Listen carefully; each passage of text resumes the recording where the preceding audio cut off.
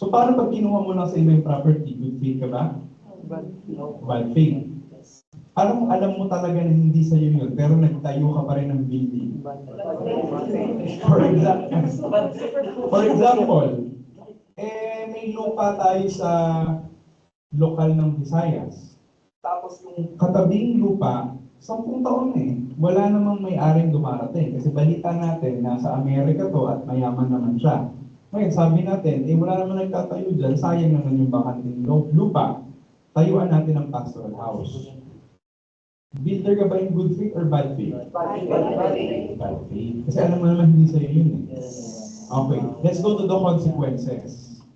Ano ang consequence kapag ikaw ay builder in bad faith? Yes.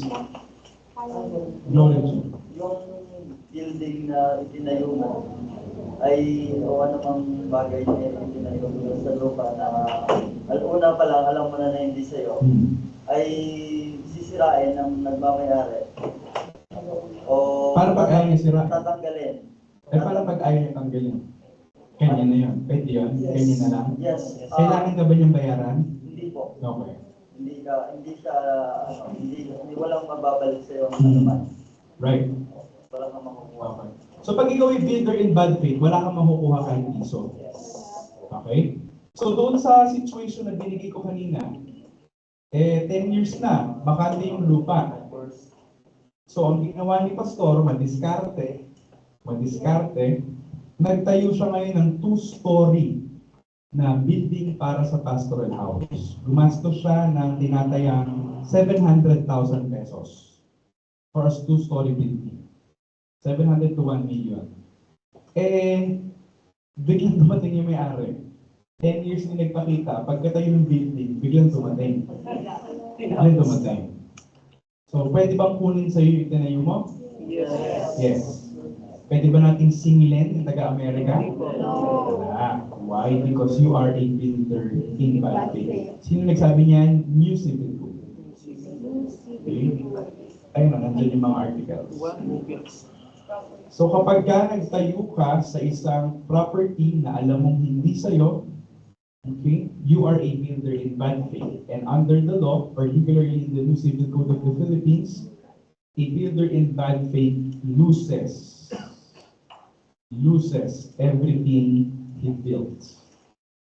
So, depende sa may-ari kung ano ang gusto niyang gawin doon sa itinayo mo. Pwede niyang wasakin, pwede niyang ipa-demolish, pwede niyang halasin at ipagbenta sa junk shop, o pwede niyang pagkakitaan. Pwedeng kanya na lang yun.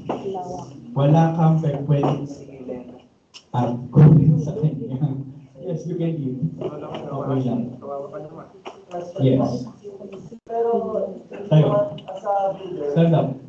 As a builder in bad faith, if you want to destroy the building na tinayo mo, pwede po, may right ka po mag-demand. Wala pa. You loses everything. Pag sinira mo yun, pwede ka kasuhan.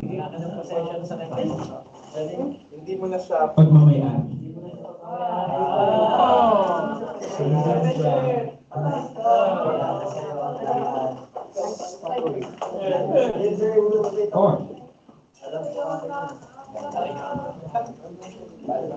Nakalimutan ko, may pasalubong ko sa inyo mga piyaya.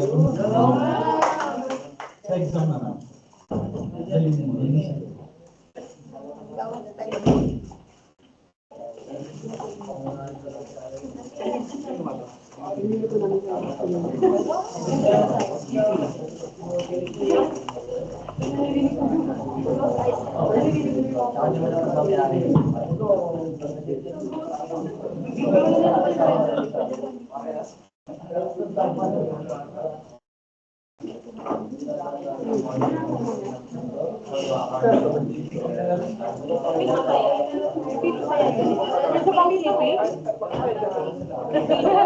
Isang plato mo kami nila eh. Ang mga bangot. Hindi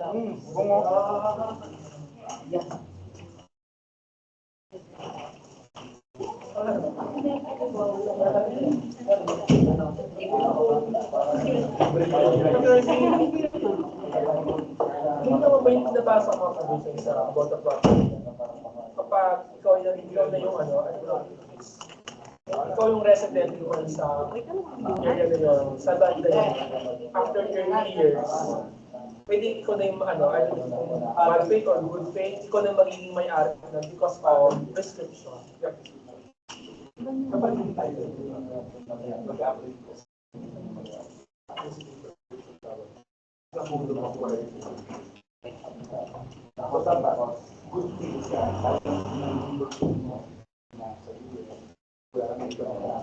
Hindi ka sila. Hindi kapag yung property ay tayo kahit isang taon na pagkakalaga. Hindi power ng torrent title. Basta may title. Hindi siya pwedeng i-acquire through acquisitive prescription. So kapag walang titulo, tapos tumira ka doon ng 30 years, sa'yo na yun. Pwede mo patituluhan sa'yo. Yun ang acquisitive prescription. After 30 years, in good faith. Actually, 10 years lang eh, pag good faith. Pag hindi ka in good faith, 30 years. Okay? Okay, ngayon naman, paano kung okay na tayo?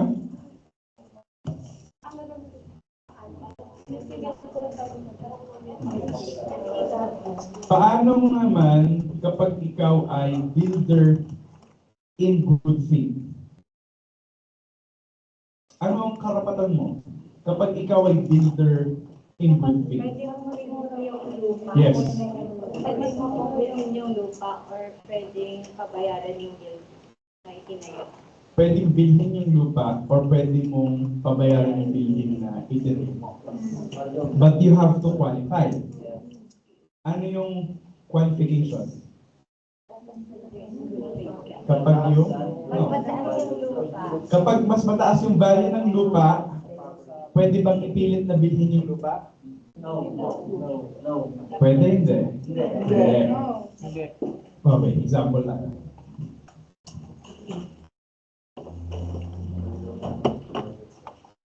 Pala nakalagay pala dito. Okay. At similitude lang sa quotance. Isasad ko mamaya. Paalala niya sa GC. Isasad ko. Praise God. Okay. So, ito yung ito yung tanong sa exam. Kunwari.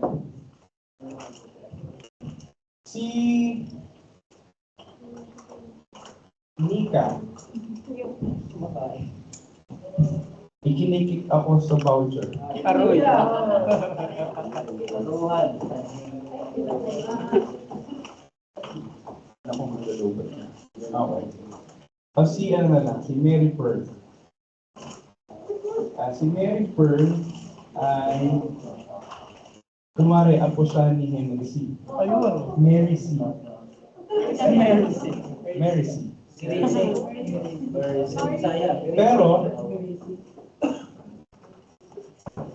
Pero ang totoo niyan, hindi talaga siya si Mary C. May plot twist yan. Siya talaga si Nika Orin. Nagpanggap siya na siya si Mary C. Ngayon, yung property ni Mary C. sa Barangay Holy Spirit sa Quezon City, ibinenta niya kay Pastor Zon.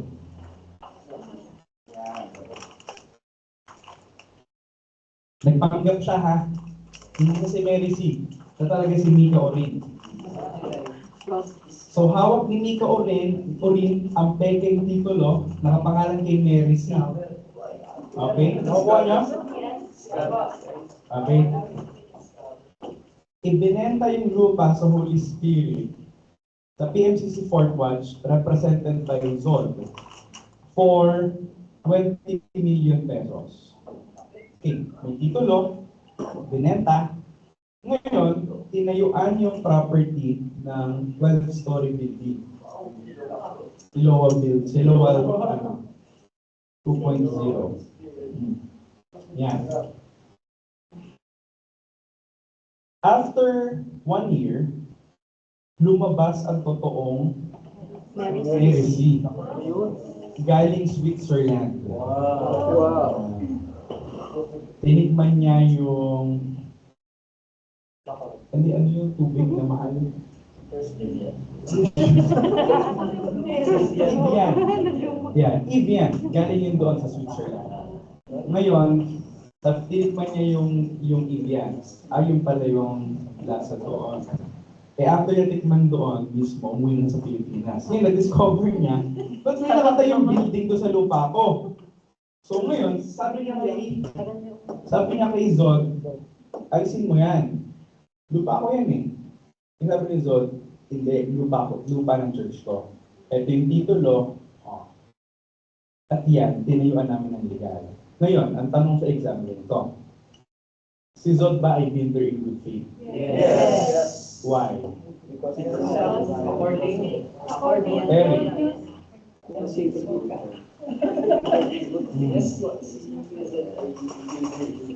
Okay.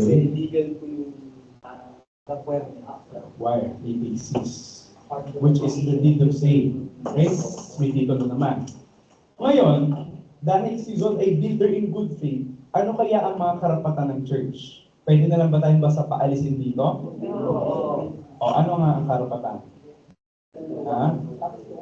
Ano ang mga karapatan ng church? As represented by Zod, as builder in good faith. maaari niya bigyan ng Yes, bayaran. Eric. as the owner reimburse kung ng right. Right to be reimbursed. So kung anong gastos ng church dito ay 100 million pesos, pwede bang singilin ni Zod kay Mary C yung 100 million? Yes or no? Yes. Sino nagsasabing yes? No. Edward, what's your answer? Ha? Nalolobat na yung laptop ko. Edward, what's your answer?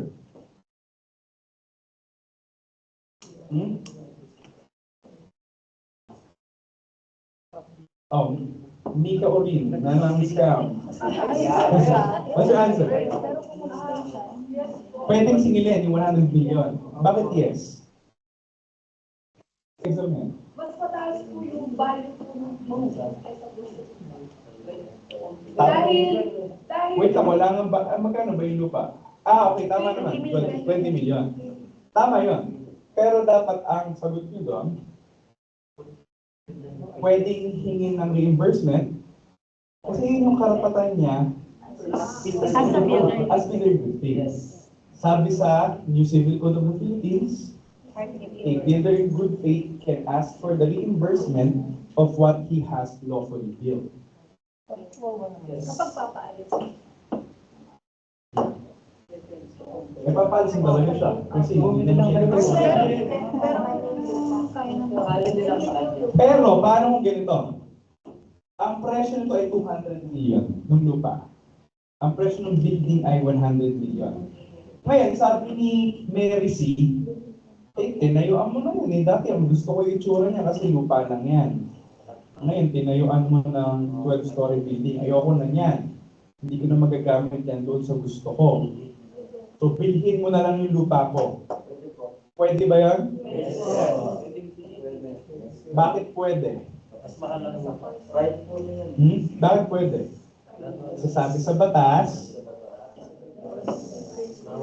Kisha, bakit pwede?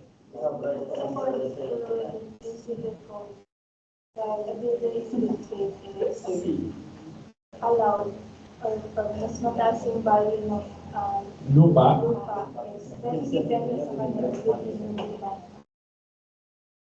Yeah. Pwedeng ibenta doon sa builder in good faith yung lupa. Okay? Pwedeng i-force na bilhin na lang. Paano kung 20 million to, tapos 100 million yun? Ano lang ang option ni builder in good faith? Reverse. Hindi pwedeng pilitin na bibili na lang yung lupa. Pwede bang pilitin ng church na bilhin na lang namin yung lupa for 20 million para tapos ang usapan. So, nagbayad na kami ng 20 million kay Mika Orin, magbabayad ulit kami ng 20 million sa'yo, matahimik ka lang. Sa amin na yun sa amin, para sa amin. Pwede bang ipilit ng church yon? Yes. No! No! Hindi pwedeng ipilit ng builder in good faith.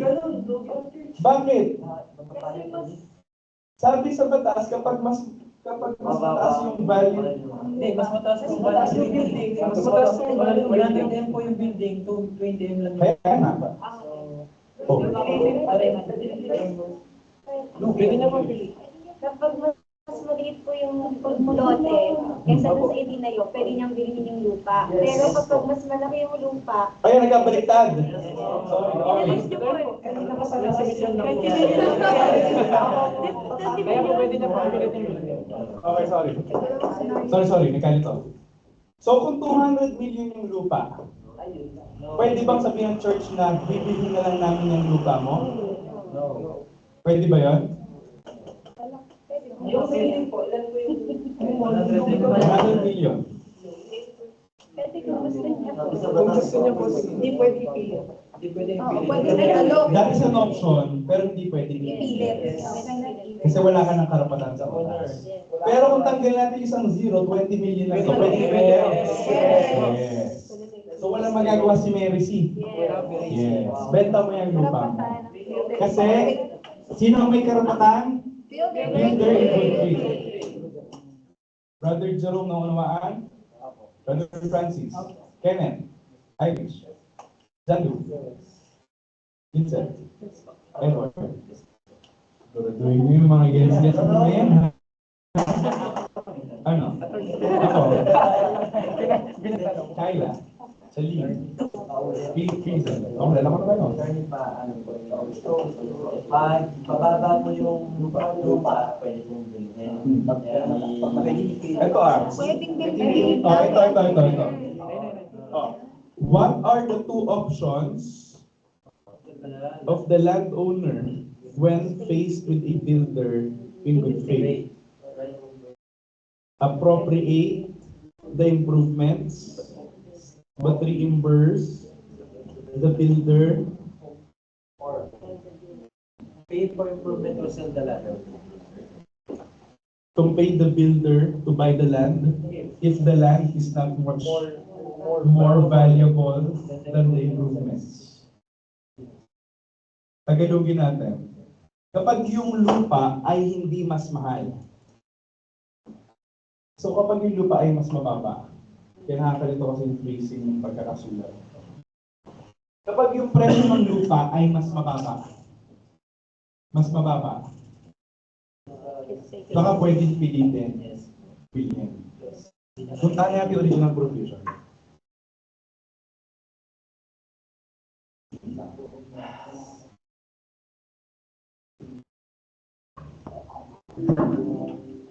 Article 442.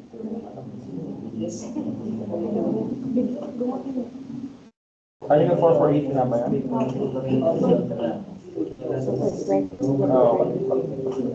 Pag lower mo, she can sell the land.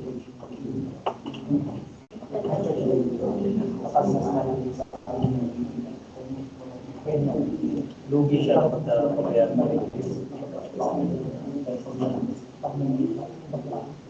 Okay. Must be the building either. Ano na?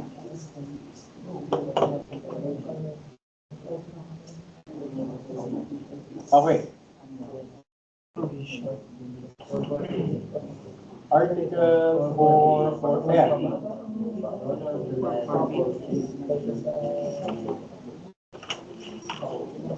Okay, guys.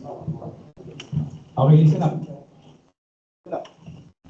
The owner of the land, yung may-ari ng lupa on which anything has been built, na tinayuan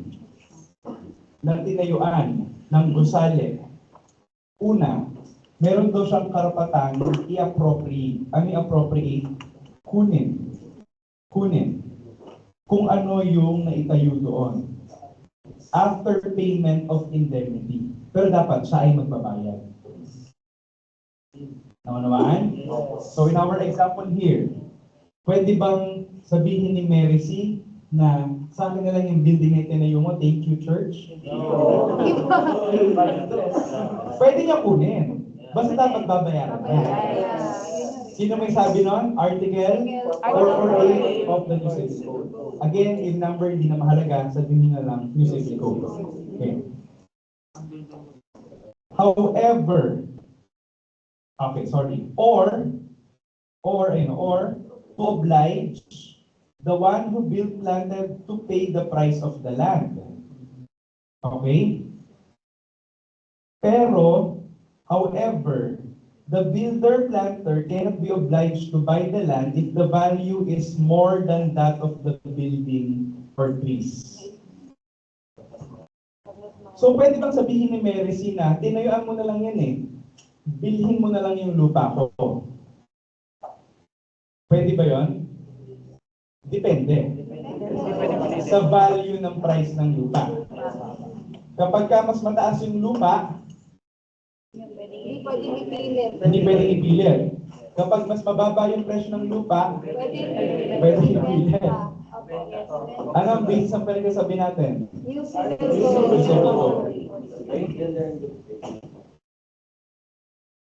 The parties shall agree by the terms of the lease. Good na. However, the builder or planter cannot be obliged to buy the land if the value is considerably more than that of the building or the lease. So yung option na pwedeng ipilit bilhin yung lupa, hindi available kapag ka mas mataas yung value ng lupa doon sa itinyo. Yes. Maliwanag ka sa atin. Okay? So dalawa ang karapatan ayon sa batas kapag in good faith yung nagtayo. Una, pwedeng kunin yung itinayo, basta babayaran mo. Ikalawa, pwedeng pilitin na bilhin mo na lang yung lupa ng true owner, pero dapat mas mababa yung presyo ng lupa kaysa sa itinayo. Kasi kapag mas mahal, mas mataas yung presyo ng lupa doon sa itinayo mo, hindi ka pwedeng magkapilitan ng bili. Okay, so dito, kung ang presyo ng lupa ay 200 million, ito na ha, nag-example na tayo. At ang presyo ng building ay 10 million. Pwede bang pilitin, bilhin na lang yung lupa? No. Bakit hindi pwede? Mataas. Pero kung yung lupa ay 20 million, pero ito ay 100 million, pwede bang ipilit na bilhin yung lupa? Yes. Okay na po na? Oh, praise the Lord. O, last na pala ito. Co-ownership. Easement, di ko na isinama sa exams. So, ano ang ibig sabihin ng co-ownership? Co-ownership, isang property pinaghahatian ng maraming may-ari. So, kapag ka si Mary Pearl, si Keishel at si Rosemary ay bumili ng isang lupa, silang tatlo ba ay co-owners? Yes. Okay. Paano kung ibinenta ni Keishel yung buong property sa church? Siya lang mag-isa.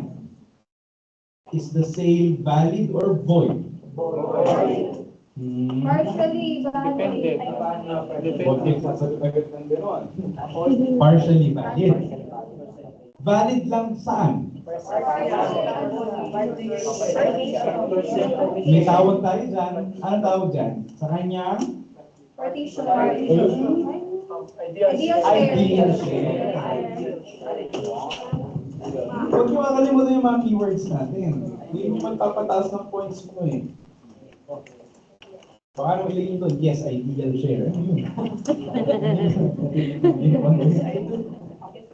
Okay. So, ito yung property na pagmamay-ari ni Pearl, Keishel, Rosemary. Mas maganda yung Rosemary. RM. Para, okay. Enjoy? Nag-enjoy kayo na? Okay. Ito yung property nila. Ibinenta ni Rosemary Joy sa PMCC Port Watch. Siya lang mag-isa. Is the sale valid or void? Partially valid. Valid lang saan? Sa ideal share, Rosemary Joy. Brother Francis na susundan. Sa ideal share ni Rosemary. Ano yung ideal share ni Rosemary dito? 1/3. 1/3. Yes. Saan dyan? Wala dyan.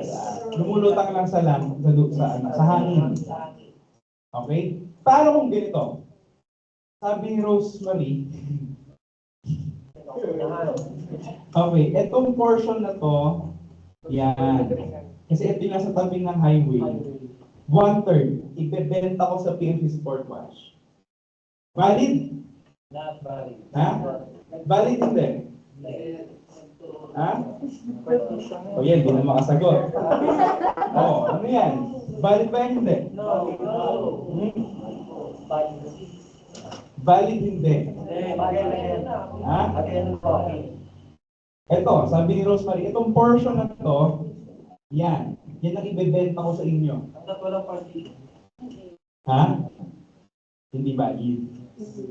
Bakit? Hindi yan siya. Kasi hindi pa niya po alam kung alin yung Party. Kung ang valid po. Bakit valid? Kasi kung 1/3 naman po yung binibenta niya, kasi anytime pwede siya mag-demand ng partition po. No. Okay, tapos? So, pero kung, hindi niya kung yung, Tayo ba? kung yung kinuha naman po, sino ba Si Rosemary. Si Rosemary. Kung si Rosemary po, kung nag-demand siya ng partition, then binenta niya agad, karapatan niya po yun. So, magiging valid po yung pagbebenta. Wala pa naman tayo nag-usapang partition. Ay, po, stress lang po. Ha? Ay, hindi pa po valid. Wala pa ito. Pero wala nang stress na. Hindi po valid. Right. Wala pang partition dito. Nagturo lang siya, sabi niya, yan, yung may linya dyan ha, yan. Yan yung pinibenta ko sa'yo. Valid yan o hindi? Hindi po. Ayan. partial. Kasi bawal ka magturo. Okay? Kapag hindi pa nahahati ang property, under pa ng co-ownership, ang pwede mo lang ibenta, ideal share mo. So, Dapat sa tayo ka na. ito na. Wala pa. Wala ka na. Ano pa lang? Ito. Kakabili lang eh. Pasensya na po. Okay. So ito ngayon. O, tingin na. Guys, okay pa tayo? Yes, yes. Paano kung ano nangyari? Ang binenta ni Rosemary, sabi niya, ako lang ni-ari nito, wala yung dalawa. Kasi sila naman, si Keishel ay nasa Papua New Guinea. At si Mary Pearl ay nasa Cayman Island. Okay. Anak ko PJ. So nagpanggap si Rosemary na siya yung may-ari nito mag-isa. Anong nangyari? Binili ng church yung buong property for 20 million. Okay? Ano ang nabili lang ng church? 1/3. 1/3 lang. Pwede bang ikatwira ni church na, kasi akala ko binenta niya ng buo. Dapat sa akin lahat yun. Pwede ba yun? Hindi po. Hindi. Pwede niyo pa. Para mabili ng buo ng church ang buong property, kung co-ownership, dapat may consent ng lahat ng absent or without that consent, ang maibebenta lang ng co-owner na nagpanggap na siya ang may-ari ng lahat ay yung kanyang ideal share. So, ang tanong, paano kung 1/3 lang nakuha mo pero nagtayo ka ng property dito lahat sa lahat yan. People under the good faith. Yes. Okay. Yan, ganyan. Dumating si Mary Pearl fresh from Cayman Island. At si Keishel fresh from Papua New Guinea. Sabi ngayon, bakit may nakatayo dito sa property namin? Ano ngayon ang karapatan ng church dito sa property? Ang unang tanong dyan, considered ba siya in good faith? Yes. Pwede bang sabihin ni Keishel at Pearl na ipain mo yung itinayo mo dyan? Depende. Pwede. Basta bayaran niya. Basta bayaran. O aangkinin nila yon, pwede ba yun? Babayaran. Pwede na aangkinin, basta babayaran. Right? Eh, paano kung ayaw magbayad sa atin? O, hindi pwede yun. Hindi siya pwede hindi magbayad. Kaya siyempre, kakasuhan natin sila. Yung property owners. O pwede bang sabihin ni Mary at ni Kisel na dito ka naman, tinayo mo yung property namin, hindi wala na kami yung lupa ngayon. Eh, bilhin mo na lang yung lupa namin. Eh, sabi ni TMC Sport Watch, eh ano yun, matudoble kami ng bayad. Nagbayad na kami kay Rosemary. Eh. Pero ganun talaga. Yan ang sabi ng batas. Paano kung ang presyo ng building ay 100 million at ang presyo ng lupa ay 2 million lang? Pwede bang pilitin bilhin yung lupa? Yes! Paano kung ang presyo ng lupa ay 200 million? Pwede bang pilitin? No. And that ends our discussion.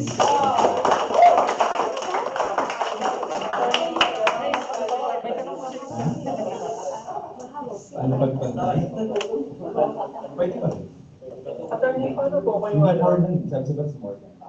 Ano po kung ano, yung tinuro sa kanila 1/3, yun ang tinayuan lang ng ano ng yes, for kasi Tapos, yan, nagkaroon ng lang yung partition. parte ko. Walang ganun ka, ideal share pa. Wala pong partition, ideal share. Pero sinabi ko yung further, dyan ako sa ano, yung part na yun sa front. Basta may kasi tinayuan na yung TNCC Fort Watch. Yung ano yung...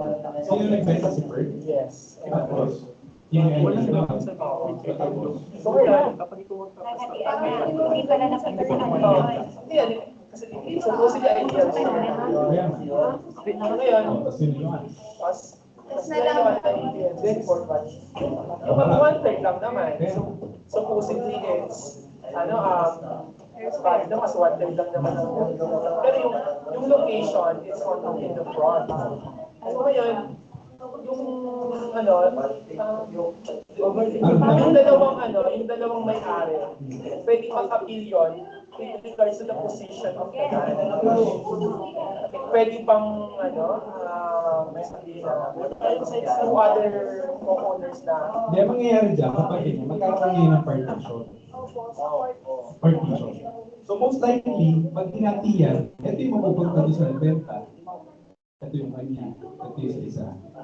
Kaya lang po, may advantage doon sa PNC Fort Watch kasi strategic yung magiging lugar mo. It is up to them to decide what is the strategy.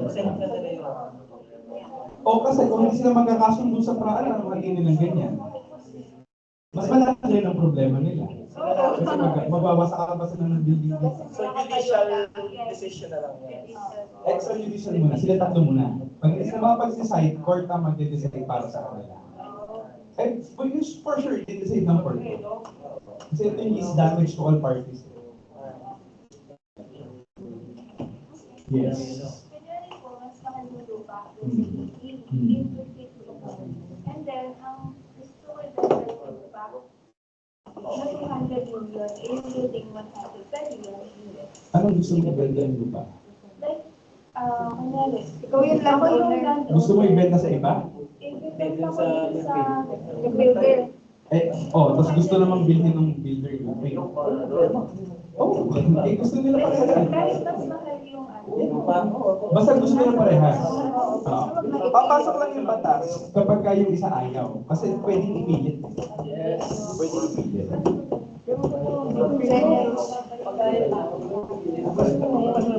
Questions? Hindi pwede yun. Questions? Ay,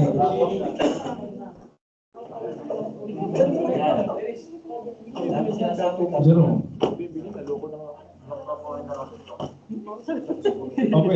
Okay, listen up. Bibigyan ko kayo ng maraming mga tips for exams.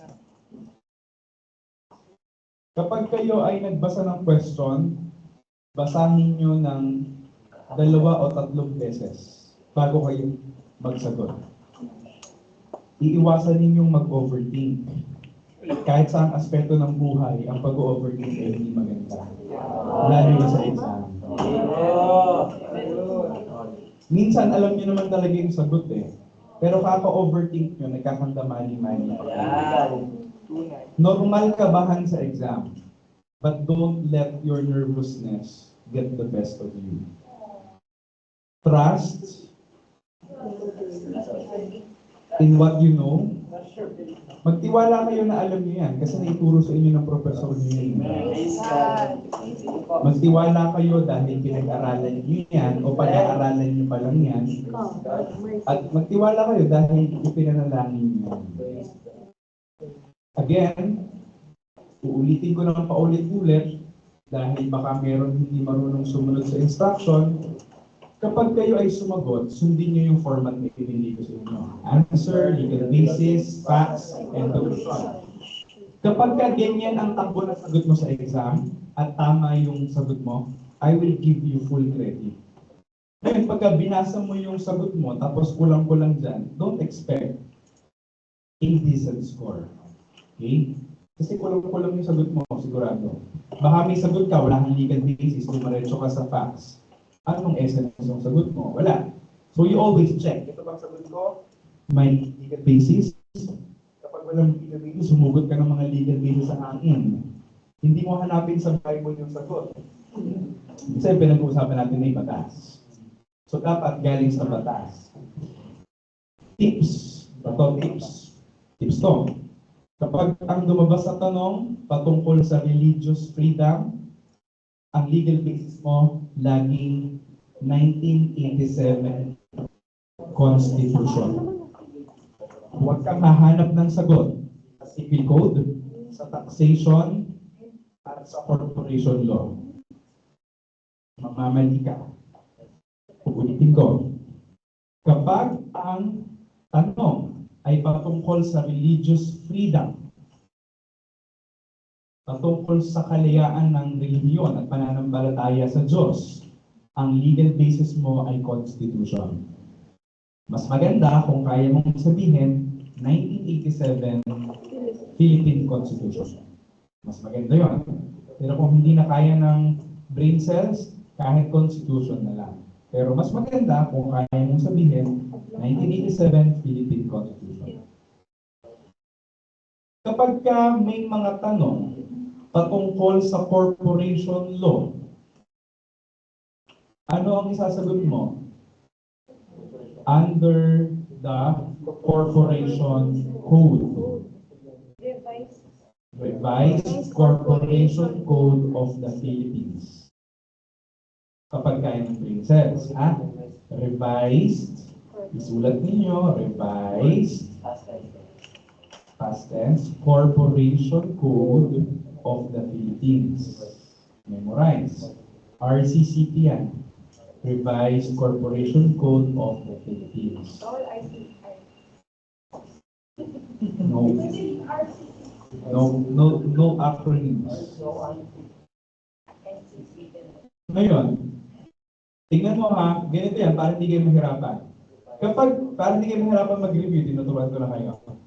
Kapag ka pinag-usapan ng Corporation Code, ano ang mga doctrines at principles na naaalala ninyo? Doctrine of what? Separate anxiety, separation anxiety. Doctrine of, guys, listen. Kapag nag-aaral tayo ng corporation law, ano ang mga doctrines ninyo? Doctrine of separate juridical personality. Ano pa? Doctrine of piercing the veil of corporate fiction. Ano pa? Yun lang. So kapag naka-encounter kayo na question, yun yung mga legal basis nyo. Pwedeng Revised Corporation Code of the Philippines, pwedeng Doctrine of Separate Juridical Personality, pwedeng Doctrine of Piercing the Veil of Corporate Fiction. Nakukuha niyo na? Okay. Totoo ba? Change. Nasundan? Paano kapag taxation ang pinag-uusapan natin? Ano ang mga legal basis? Babalik ulit tayo sa Constitution. Tama? Tama? Yes. Nako, kinakabahan na iba sa inyo. Nakikita ko sa mga mata ninyo. Ano yung unang legal basis sa Constitution kapag tax? Yung real property tax sa church. Article 6. Section 28, paragraph 3. Yun yung nagbibigay ng real property tax exemption sa church. Paano naman kapag ang pinag-uusapan ay income tax sa church? Anong legal basis? Hindi na Constitution. Section 30 of National Internal Revenue Code. Paano kung pinag-uusapan ay hindi church but school? Exception of school. Article 14, Section 4 of what? Of Corporation Code? Constitution. O, ulitin natin. Para sa mga nalilito at naguguluhan. Kapag taxation ang pinag-uusapan, dalawang uri ng batas lang. Magsulat kayo. Ang pwede niyong kuhanan. Una, Constitution. Ikalawa, National Internal Revenue Code. Okay? Kapag taxation ang usapan, dalawang uri ng batas lang ang pwede niyong kuhanan. Una, Constitution. Ikalawa, National Internal Revenue Code or NIRC. Yung Constitution, dalawa lang ang may iisip mo doon. Una, Article 6. Okay? Ang Article 6, exemption from real property tax ng church. Ano naman yung Article 14? Exemption sa tax ng school. All kinds of taxes. Ano naman yung Section 13 ng NIRC? Exemption sa income tax ng church. Ang dali lang, di ba? Isulat niyo yan sa notebook niyo. Pag ganyan niyo siya hinati sa isip niyo, mapaperfect niyo ang exams. I am telling you.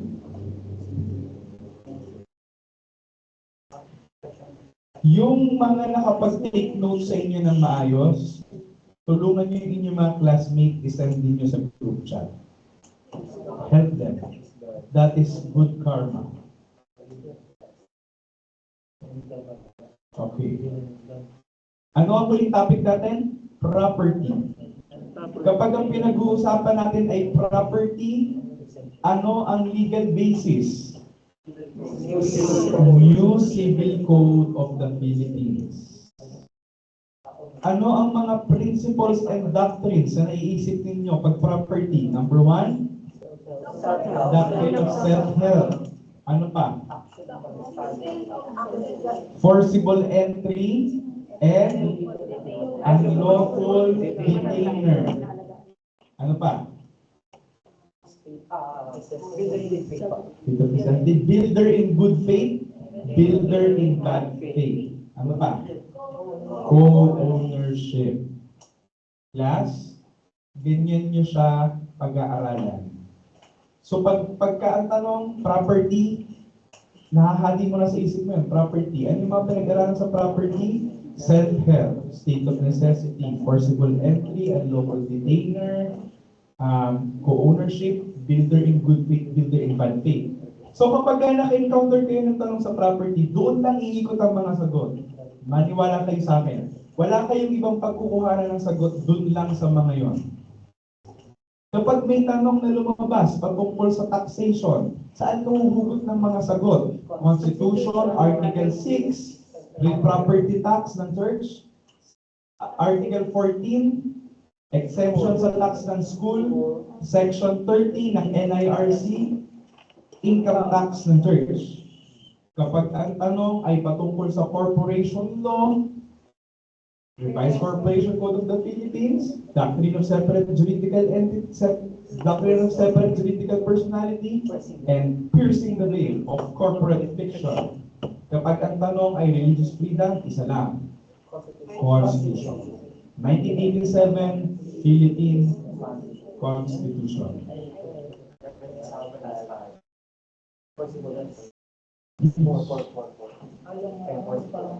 Section 30 pa rin.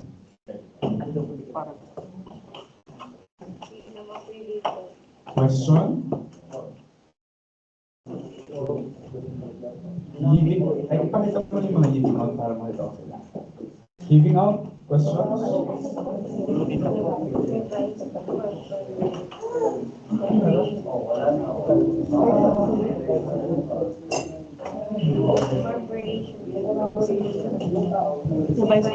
I hope you learned something from our discussion this evening.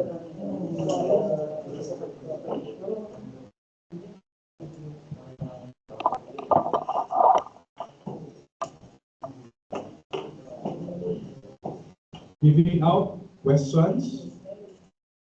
Any questions? Mary Rose, Ladringa, Sister Hazel Melchor, Sister Marielle, Sister Stella, Sister Jennifer, Sister Lily, Sister Eliza. Wala kayong mga tanong? If the property was sold by the son of the Okay, thank you so much. it is partially valid, and it may be there. Okay, makinig po tayo. Sa exam, magdala kayo ng bond paper dahil ang meron lang ay questions. So, kayo, bond paper or yellow pad? Okay, dala kayo ng yellow pad. Huwag niyo pa kalimutan maglagay ng pangalan. Pangalan.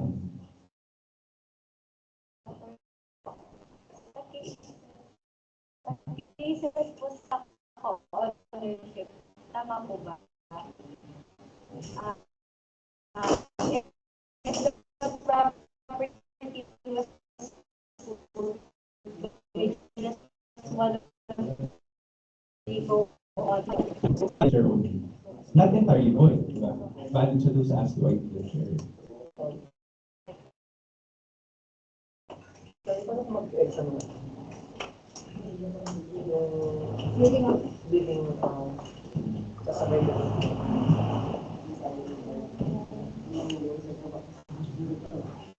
Present.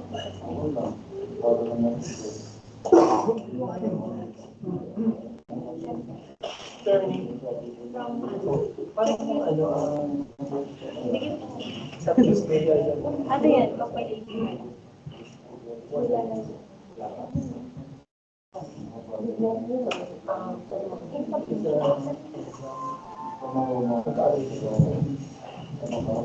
the same exam or something I don't know.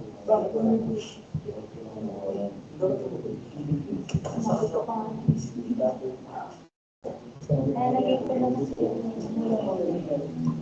pagpapabasic lang talaga wala.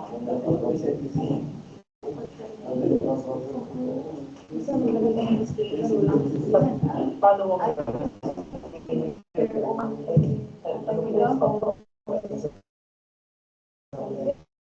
In their own, ano,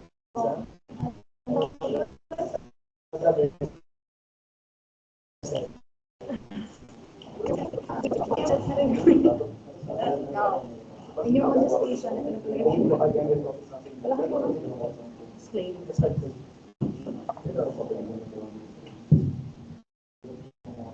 Sumabay na kayo lahat mag-exam.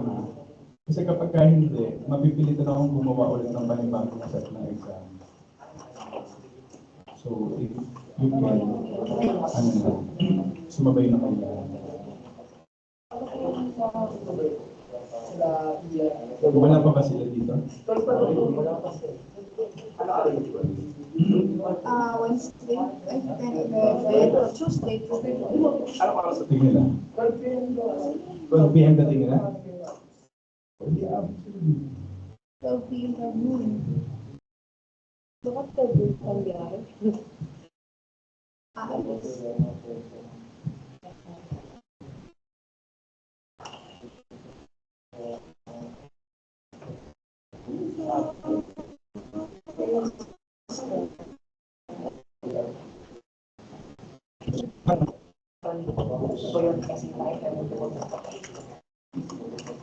SE. Exam is SE. SE lahat. Walang true or false, walang identification, walang Define the term in essay po. Wala nang gano'n. true or false. Kasi, 4 o'clock, exactly. oh, we can extend. Tingnan natin. Paalala po, bawal gumamit ng gadget during the exam. Kung ang leaving out ay nakikinig sa akin ngayon, you are not allowed to use, again, AI. Because I would know. Very easy to know. Kapag gumamit ng AI. Kahit yung quiz, huli ko yung mga AI. Hindi ako sila ng bago.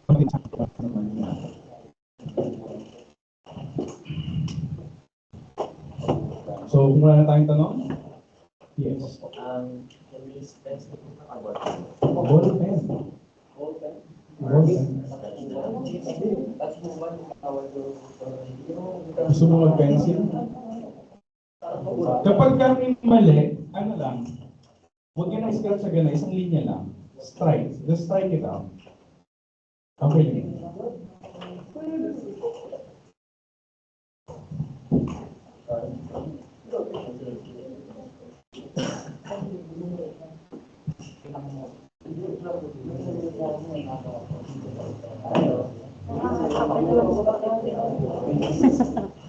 Lagyan mo na ng disclaimer.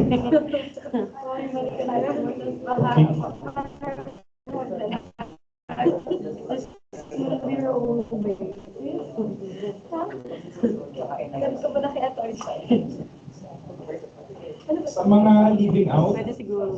pag na hindi kayo naiintindihan ng naunawaan, please do not hesitate to reach out. Ha? Pwede kayong mag-chat sa GC, pwede kayong mag-send ng personal message. Kaya lang minsan, pag PM natatabunan sa dami ng nag-message. So, sa GC, mas nakikita ko sa GC. Ano yan? Pwede niyo po i-check to if okay lang i-send. Kasi baka may mali po ako na ilagay. Kailan? Baka may mali po ako na ilagay. Oo nga. Piliin nila ako pag Send mo, tapos babasahin ko. Okay, kung wala na, mag-pray na tayo. Praise the Lord.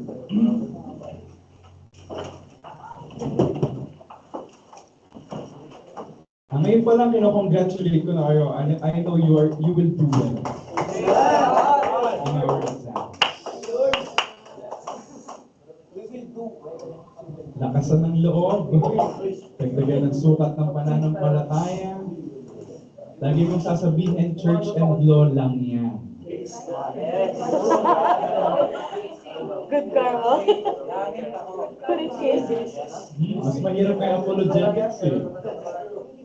Di ba? Walang article. Mas mahirap kaya yun. Kapag ka hindi pumasa, By next year mag-next pa. sem na lang ulit. Eh, lahat papasa.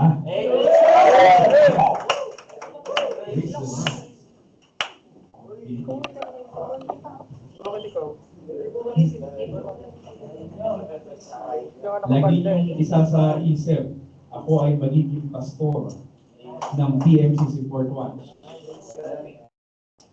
At ang mga pastor mahupusay. Claim it!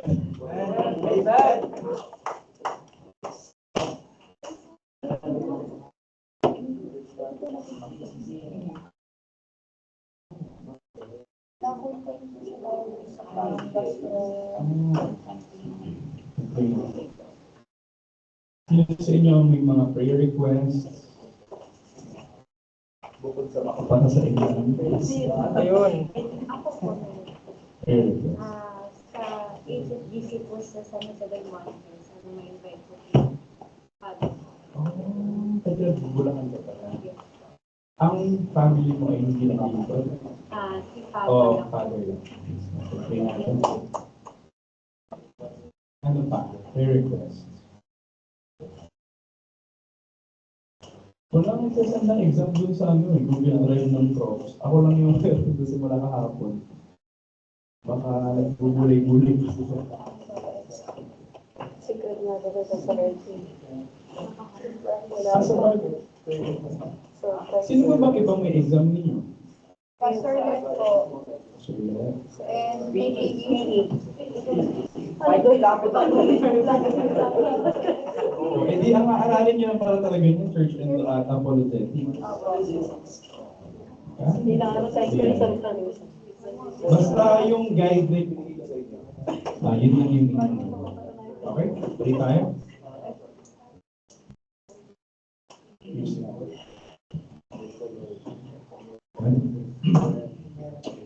Dakilang Diyos, naming Ama, sa gabi nito ay kinikilala namin na ang Diyos na aming pinaglilingkuran ay buhay, makapangyarihan sa lahat.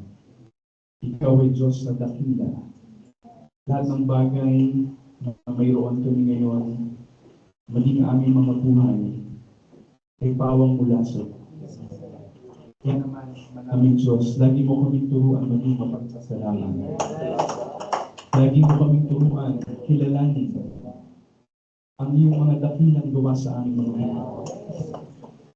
At kung aming maunawaan ang iyong kabutihan sa amin, ito ay laging mag-akay sa amin sa pagsisisi. Lagi mo kaming ligaan ng pusong mapagpakumbaba, sapagkat napakaganda ng pangako sa iyong mga salita. Ang mga nagpapakumbaba ay iyong itinataas. Maaring sa mga pagkakataong itong ilan sa amin ay dumaranas sa maraming mga pagsubok.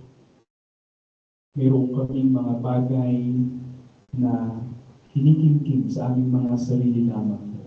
Ngunit alam namin kung kami ay magpapakumbaba lamang, kung kami ay magpapakatapat lamang sa paglilingkod, sa tamang kapanahunan, iaangat mo ang bawat isa sa amin. Aking nilalapit sa iyo ang practicum class. Ano nga ang kanilang kalagayan, abutin mo ang bawat isa sa kanila. Amen. Alam ko po, ang namin Diyos, na hindi maiki ang iyong mga kamay para hindi kami abutin sa aming mga pangangailangan. And at this very moment, we are corporately praying for Sister Ella Shane, who is now suffering from a kind of sickness. Sa pangalan po ng aming Panginoong Jesus, ikaw ang aming Diyos na manggagamot. Simula noon, ikaw ay nagpakita ng mga himala at makapangyarihang bagay. Alam namin kung kami ay magtitiwala at sasampalataya sa iyo, ikaw ang siyang Diyos na magpapagaling sa kanila. Abutin mo siya ng iyong mga kamay, abutin mo siya sa kanyang pangangailangan, at kung mayroon man sa aming silid-aralan ngayon, maging sa mga living out who is also suffering from any kind of sickness or disease, ay aming nilalapit sila sa iyo ngayon na gumawa kang makapangyarihan. Ano mang bahagi ng kanilang katawan ang may kirot, sumasakit, binabagabag ng anumang sakit at karamdaman, pagalingin mo po sila, Ama, sa pangalan ng aming Panginoon Jesus, na ipinapangaral ng apostol. Iparanas mo po sa kanila ang kaginawang ng dakilang. Amin din pong inilalapit ang prayer request ng aming ni Sister Chaline na sa darating na Home Field Global Crusade, tulungan mo na sa pamamagitan ng pangangaral ng iyong sugong apostol. Amen. Ay makilala ng kanyang ama ang paglilingkod sa iyo. O Diyos, pinatunayan mo sa mga nakaraang Home Field Global Crusade na ang mga taong hindi sumasampalataya ay nakasumpong ng pananampalataya na kanilang mapakinggan ang pangangaral ng sugong apostol. Kaya ngayon, O Diyos, tulungan mo na sa pamamagitan ng malakihang krusadang ito, ang kanyang ama ay maimbitahan, makadalo, At sa pamamagitan ng kanyang pakikinig ng iyong mga salita, ay tumanggap siya ng kaligtasang nagmumula sa iyo. Akin pong inilalapit ngayon ang nalalapit na examinations. Nakikita mo kami, Panginoon, ang aking mga estudyante ay maraming mga kaabalahan. Maaaring ito ay sa kanilang job spec, kasabay ng mga paghayo. Nakikita mo po ang kanilang kalagayan. Hindi madali. Pero alam namin, O Diyos, Ikaw ay mahabagin. Kahabagan mo po. Maawa ka po sa bawat isa sa amin. Kung kami ay kapos, bigyan mo kami, sangkapan mo kami ng makalangit na karunungan nagmumula sa iyo. Kung sa aming mga sarili lamang, alam namin kami ay walang magagawa. Bilang mga tao, kami ay mahihina. Kami ay kapos sa aming mga pangangailangan. Umaasa lamang kami sa aming Diyos na makapangyarihan sa lahat. At alam namin, gaya ng iyong mga salita, walang simple sa iyo. Kung kami lamang ay magtitiwala, mananalig at sasampalataya, ikaw ang siyang Diyos na gagawang makapangyarihan sa aming kalagitnaan. At inaangkin namin sa mga pagkakataong ito, ipinagtagumpay mo na ang bawat isa. Maraming salamat sa buong semester na nakalipas. Tinulungan mo ang bawat isa sa amin. Pinalakas mo ang bawat isa sa amin. Pinuno mo kami ng karunungan at kaalaman na nagmumula sa iyo. Ang amin lang pong dalangin sa bawat bagay na itinuro sa amin. Kung dumating man kami sa mga suliranin, kung dumating man kami sa aming mga ministeryo, sa panahon ng aming paglilingkod, nasusubukin kami sa mga usaping legal, tulungan mo na ang mga napag-aralan namin ay aming gamit para ay pagtanggol ng iyong iglesia. Tulungan mo ang mga kaalaman at karunungan ito na hindi mahiwalay sa aming mga isipan, maitatak sa aming isipan at sa aming mga damdamin, upang kung dumating ang pagkakataon, ay magamit namin ito para protektahan, para ipagtanggol ng iyong iglesia. Ngayon pa lamang, O Diyos, ay aking kung inaangkin. Ang living in at living out ay iyon ang ipinagtagumpay. Pagkaloob mo sa kanila ang kapayapaan sa iyo, papagliwanagin mo ang iyong mukha sa kanila, pagpalain sila, pasaganain ang iyong mayamang biyaya sa kanila, ingatan sila, gawin silang mga mahuhusay, magtagumpay ng mga Bible students ng Maranatha Bible School International. This we ask in the name of our Lord Jesus Christ, preached by the Apostle Benny Brown. Let us all say, Amen. Yes, God be the glory.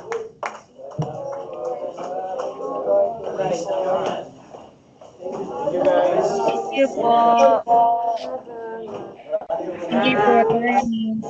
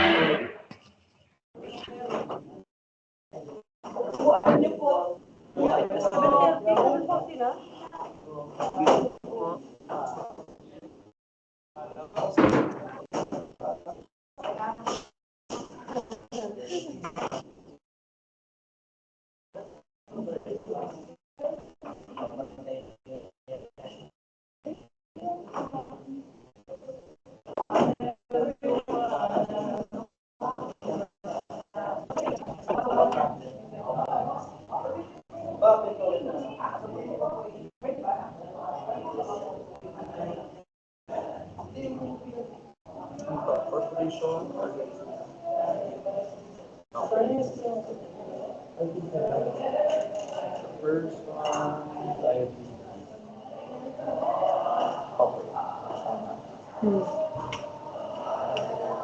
Various institutions. Ano yun?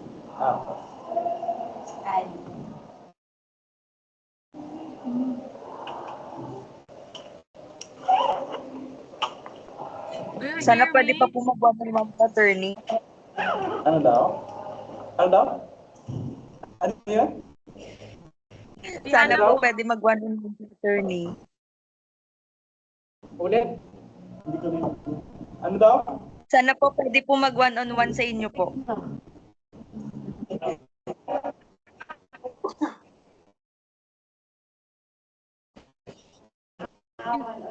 Hindi po namin gaano One-on-one? naiintindihan. Oh, sayang naman.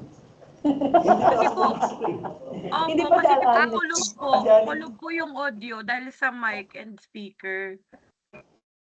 Ay, sayang naman. Kung bigyan sabi sa inyo, sabihin nyo pag di nyo maintindihan. Unlike po pag naka-clip mic kayo. Hindi, nilagay ko yung mic dun, katapat ng speaker. Hindi po nasaga po kasi yung klase ni Bishop Sam dahil isa daw po ng receiver. Paano yun? Hindi po. Nilagay ko lang po dito yung sound, kaya po hindi na nasasagap yun. Oo. Sayang.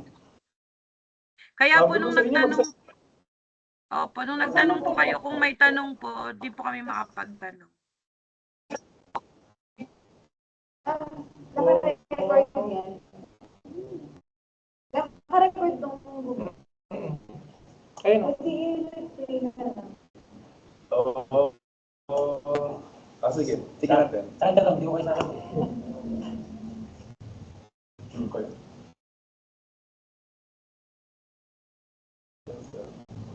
Attorney, same set po ba kami na exam sa living? Or may separate po kayong Yes. ginawa sa amin? Okay. Pass lang. Kasi baka sabihin, mas mahirap yung sa isa dun sa isa. So, presa na para patas. Same set of exams. Co-ownership. If the property was overshadowed. Okay. Good.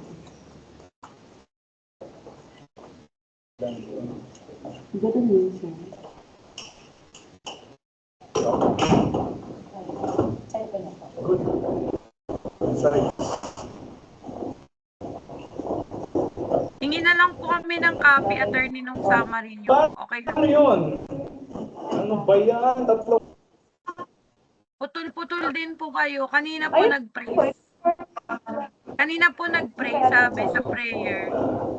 Sige. Sabi sa Okay. prayer, sana magkaroon daw ng magandang connection yung living out. Yung kayo po yung putol-putol. Hindi dininig. Sa living yung may problema, hindi sa living out. Opo, hindi po sa amin. Kasi sabi po prayer, connection daw sa living out, ganyan. Yung living in po yung... Bakit since nagko-connect yun dun sa kabilang class, dapat magkaiba ng ano? Baka nasasabi. Opo, nung nakaraan po, sinabi na po ni Kiyok yun kasi po same po ng mga mics na binili. Sabi po namin, bili na lang, pwede naman po kaming mag-contribute para sa separate mic, tapos separate din yung receiver. Pero wala naman pong ginawa, kaya hindi naman po nagsabi na, sige, bili tayo. So, wala po.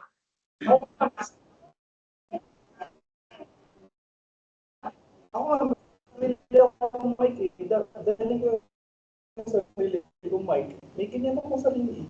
Para, yun na lang yung isang mic, yun yung para exclusively sa Yes, yes po, yun po yung concern namin last time, pero hindi naman po kaya wala.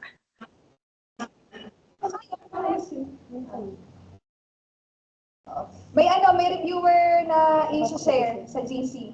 Tapos yung kanina na ginamit ni Teacher Benz, isa-send din yun. Kaya sana makitaw kayo. Opo. Yeah.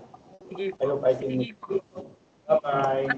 Attorney, baka meron kayong kahit isa lang na mock exam. Kahit Mock? isang essay lang na mock. Sige na po, maawa na kayo sa amin. Oh, sige, mag-send ako. Yay, thank you po. Thank you. Thank you po Thank you po sa effort. Night po. Thank you po, God bless. Good night. Okay. No problem.